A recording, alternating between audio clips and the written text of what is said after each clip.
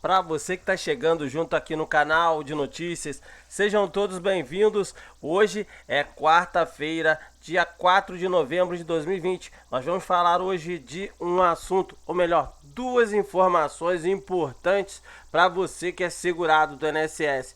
Uma é uma boa notícia e a outra é uma dica que pode ajudar você a conseguir melhorar aí os seus benefícios e também saber por que muita gente está tendo negativas vindas do INSS. Se você aí é segurado do INSS e pretende buscar aí algum benefício ou está esperando uma boa notícia relacionada a pagamentos e assuntos, fique ligado que nós vamos trazer tudo a partir de agora. Então, se inscreve aí no canal, ative o sininho de notificações. Se tiver dúvida, deixa aí o seu comentário no vídeo. Primeiro, nós vamos falar sobre a portaria, que é a primeira boa notícia do dia, que é a portaria que autoriza a antecipação do auxílio emergencial, que ganhou aí mais uma prorrogação. O Instituto Nacional de Seguro Social recebeu o aval do governo federal para antecipar o auxílio doença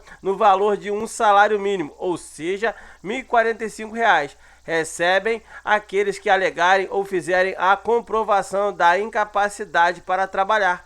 A portaria foi publicada nesta terça-feira, dia 3 de novembro de 2020, no Diário Oficial da União. De acordo com o texto, o INSS está autorizado a aderir à antecipação para requerimentos administrativos protocolados até 30 de novembro de 2020, observados os demais requisitos necessários para a concessão do auxílio por incapacidade temporária, inclusive a carência. A antecipação de um salário mínimo mensal será devida pelo período definido no atestado médico, limitado a até 60 dias, observado o prazo limite estabelecido, detalhado na portaria.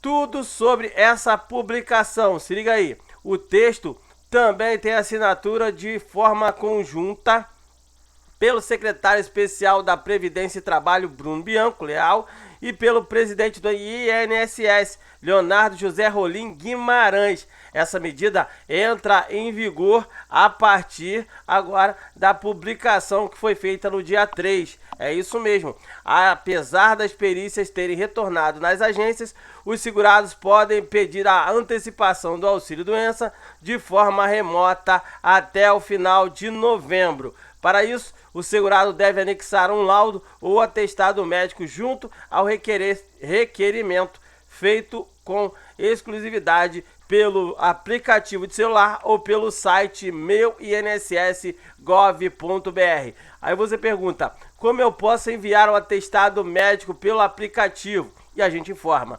Primeira coisa, acessa aí Meu INSS pelo gov.br, que é o site, ou pelo aplicativo. Vai e seleciona a opção Agendar Perícias. Segundo ponto, você vai selecionar a perícia inicial. Terceiro ponto, na pergunta, você possui atestado médico, você vai clicar Sim e vai continuar. Quarto passo, preencha as informações pedidas e clique em Avançar. Quinto passo, em anexo, clique no sinal mais para você inserir a documentação. Na tela que se abre, que é o sexto passo, você vai clicar em anexar, ok? Vamos lá. Sétimo passo, agora basta selecionar o documento, ou seja, o laudo médico ou atestado que você quer anexar, vai clicar em abrir e em seguida enviar. Oitavo passo, depois que você fizer esse procedimento, você vai selecionar a agência do INSS que você deseja e vai clicar em avançar. Observação, hein? Essa, no caso aí, a agência será onde o seu benefício será mantido. O INSS ressalta que o atendimento nas agências estão suspensos temporariamente, em alguns casos. Nono passo, marque a opção Declaro que li e concordo com as informações acima e clique em avançar. E para fechar, se desejar, clique, e é bom você fazer isso, gere o comprovante. Você vai gerar esse comprovante e vai salvar no seu celular ou no seu computador, tá bom? Essa é a primeira parte da matéria, que é a boa notícia do dia. Foi prorrogado aí por mais 30 dias o direito de você, aí no caso, antecipar o benefício do auxílio doença ou din-din, até R$ 1.045, tá bom? Segunda notícia, é uma dica importante e que está fazendo com que muita gente tenha um pedido atrasado no INSS. Se você quer saber, nós vamos trazer 10 artigos, 10 principais erros que os segurados do INSS cometem ao requerer seu pedido de aposentadoria, pensão ou até mesmo um benefício de incapacidade, como auxílio-doença ou até mesmo auxílio acidente e aposentadoria por invalidez, ok? Se liga aí que nós vamos explicar tudo a partir de agora. Existem benefícios que levam meses e até anos para serem concedidos de forma administrativa, e isso não ocorre na maior parte das vezes em razão da morosidade do serviço do INSS, e sim por algum erro do próprio beneficiário. O principal erro é a falta de documentos juntados no pedido, mas também o erro se dá com dados divergentes em relação ao CNIS. Se você não sabe o que é o CNIS, ele é o Cadastro Nacional de Informações Sociais. Então a gente vai agora listar cada um desses 10 erros para você aí tentar se organizar, tá bom? Primeiro erro, requerer aposentadoria com documentação incompleta.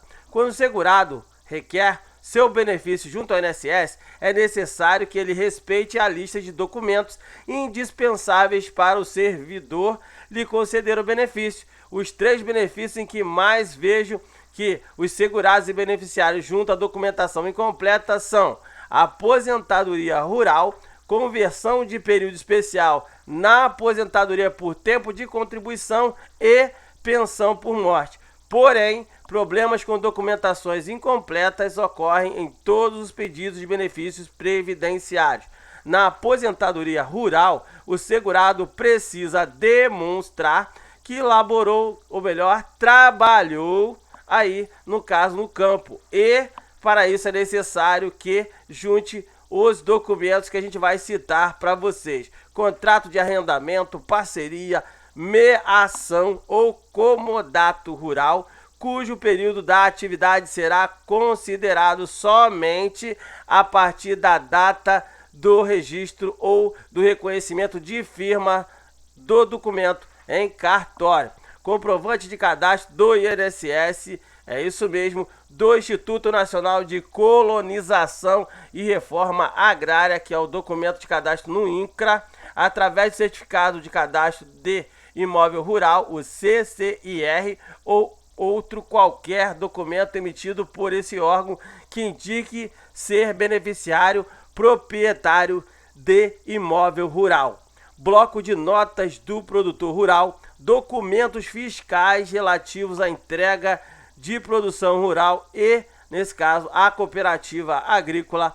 No pedido aí, nesse caso, na aposentadoria especial ou na aposentadoria por tempo de contribuição com conversão em período especial, o principal documento a ser levado ao INSS é o PPP, Perfil Profissiográfico Previdenciário, e este é indispensável para a concessão da atividade. Falarei a seguir sobre o preenchimento dele, pois alguns segurados levam os documentos ao INSS, mas não preenchem corretamente. E por fim, a pensão por morte, onde quem está requerendo deve levar pelo menos 2 documentos que comprovam a dependência econômica ou a união. Até aí você entendeu? Vamos para os documentos que você podem aí exemplificar algumas situações relacionadas ao primeiro erro aí.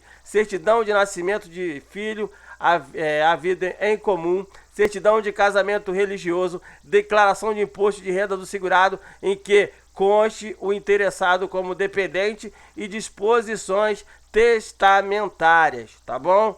Isso aí é bastante importante para você ficar ligado. Segundo erro, elaboração incorreta do PPP para reconhecimento da atividade especial. Se liga aí, hein?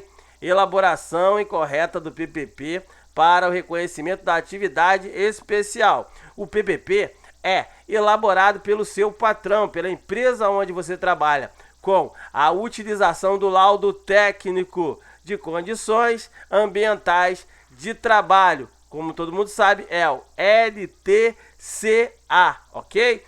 Que é realizado pelo engenheiro de segurança do trabalho ou médico do trabalho.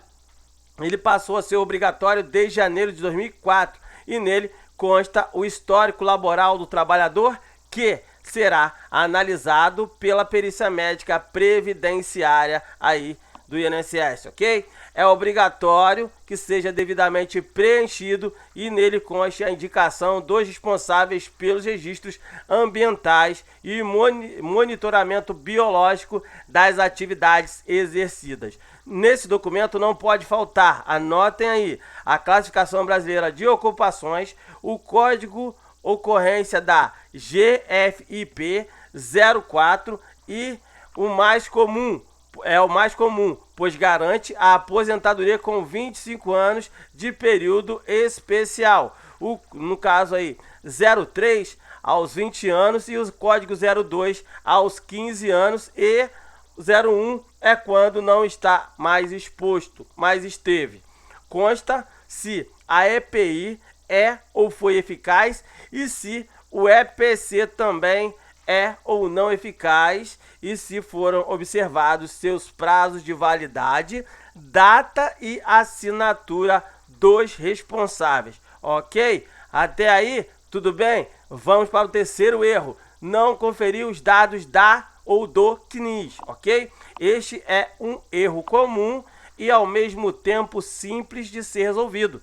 Muitos segurados solicitam o pedido de aposentadoria para o INSS e este abrange exigência ou indefere o pedido, pois as condições não estão no Cadastro Único Nacional de Informações Sociais. Uma maneira de resolver a questão seria, antes de requerer ao INSS a concessão, que você crie uma senha no portal e veja se o seu CNIS está correto. Basta comparar os dados com a sua carteira de trabalho e os carnês que você fez o pagamento, se você no caso aí faz nesse caso por meio de pagamentos via carnê. Se algum, no caso, período não estiver no CNIS, juntar o documento que comprova que trabalhou no INSS, incluído no pedido de aposentadoria, que esse esteja retificado. Isso também pode ser corrigido para recolhimentos feitos em valor menor que o recebido, podendo juntar olerites que demonstram o real valor. Importante o segurado verificar se existe algum indicador do INSS em seu CNIS, pois são siglas.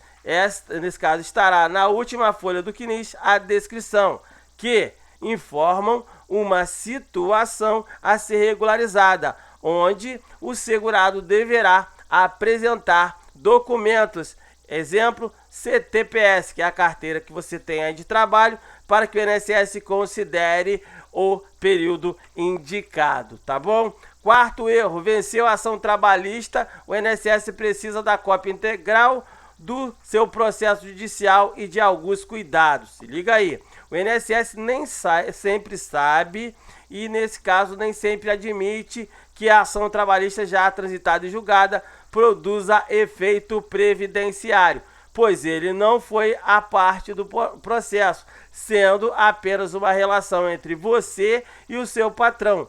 Porém, em alguns casos, ele aceita o pedido da aposentadoria de forma administrativa, pois é o início da prova material e o segurado poderá apresentar outros documentos que fizeram parte da relação trabalhista. Por isso, é importante que você guarde toda a documentação e que logo após vencer a ação, já busque o INSS para acertar o seu CNIS. O STJ possui entendimento de que a ação trabalhista por si não garante o direito, mas pode ser considerada como início de prova material para a concessão do benefício previdenciário, desde que existam provas. A TNU, que é a Turma Nacional de Uniformização, sumulou, no caso aí ela colocou em súmula, que a anotação da carteira de trabalho decorrente de sentença trabalhista homologatória constitui início de prova material para fins previdenciários, tá bom? Quinto ponto aí, doença não garante o benefício por incapacidade. A incapacidade, sim. Bom, a afirmação parece redundante, mas é corriqueiro que o segurado doente acredite que a doença garantirá o benefício por incapacidade. O que lhe dá direito, nesse caso, é a incapacidade, ou seja, a impossibilidade de você exercer o seu trabalho de forma, aí no caso, provisória ou permanente. A gente vai trazer um exemplo para você aqui do pessoal que nos deu a fonte da matéria de hoje. José descobriu que tem um câncer, porém a doença não afeta em seu trabalho, ou seja, ele consegue trabalhar normalmente. A doença de José é grave, porém não é ela em si que garantirá o recebimento, e sim o fato de não conseguir fazer o seu serviço por conta da doença. Caso ela traga prejuízos no trabalho ou impossibilitando de exercer a função, o INSS deverá lhe garantir o pagamento. Portanto, é necessário que o trabalhador junte seus laudos médicos, atestados e exames para que o perito verifique que o mesmo não pode exercer seu trabalho com a doença que acomete. Importante que seu médico detalhe que o trabalhador não, ou seja, você não pode continuar exercendo a atividade. E na perícia explique para o perito médico do INSS suas atividades diárias no trabalho e os prejuízos que a doença lhe trará se você estiver aí tendo que ser obrigado a estar trabalhando, tá bom? Vamos continuar, que tem aí o sexto ponto. Problemas no atestado médico para requerer o auxílio doença emergencial. Se liga aí. No item 4, a gente trouxe para vocês um problema que acontecia antes da pandemia, mas é importante para se atentar quando as agências abrirem novamente. Agora a gente vai trazer para vocês um problema que vem com os pedidos de aposentadoria por incapacidade na pandemia. As agências estão fechadas, logo não existe atendimento presencial para análise de pedido. A concessão se dá pelo site, ou seja, pelo site do INSS ou pelo aplicativo de forma remota, onde o perito vai analisar a documentação enviada por vocês.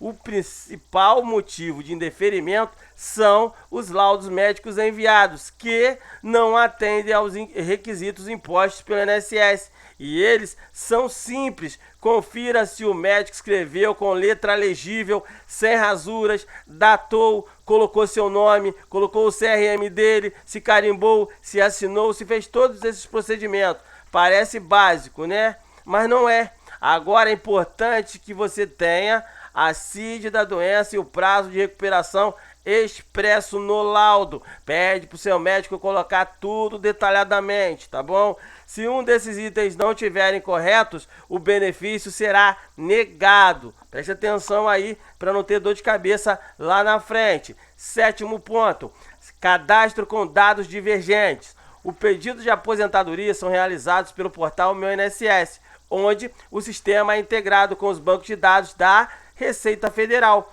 Por isso se faz importante, antes de pedir o benefício, verificar se o seu cadastro está correto, tanto no INSS como na Receita. Mudança de nome, estado civil, endereço, tudo isso tem que estar atualizado, ok? É necessário sempre que os dados cadastrais estejam corretos. Por isso, confira o nome, CPF, nome da mãe, endereço, e-mail, NIT, número de identificação do trabalhador, número do PIS, número de identificação social. Tudo isso confere direitinho no site da Receita para você não ter dor de cabeça quando for fazer qualquer procedimento junto ao INSS, ok? Oitavo erro, demorar para pedir a CTC quando trabalhou em regime próprio. A certidão de tempo de contribuição, chamada de CTC, é o documento obrigatório para utilizar o tempo de trabalho